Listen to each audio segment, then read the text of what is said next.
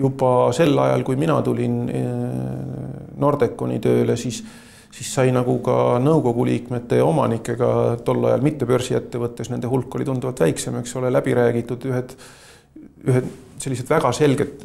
põhimõtted, mille järgi me toimetame ja üks nendest oli seoses tütarettevõtetega oligi see, et meie eesmärk ei saa olla kiire kasu teenimine vähemusaktsionäride arvelt ja samas ka oma riskide väga suur nagu hüppeline kasvatamine, et sa võid küll ehitusettevõttes osta 100% osaluse, aga sellega kaasneb selgelt suhteliselt suur risk, et sa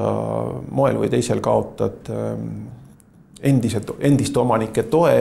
ja mis seal salata, aga nagu on ajalugu näidanud Eesti ehitusettevõtete, teiste ehitusettevõtete hulgas, siis paljud on kõrvale teinud uue ehitusettevõtte ja hakanud sellega konkureerima sinu endaga,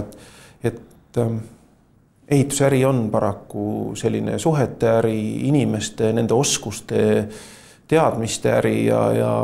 ma arvan, et selline kombinatsioon järk-järgulisest ettevõtete ühendamisest ka omandi mõistes on tegelikult kinni hoidnud väga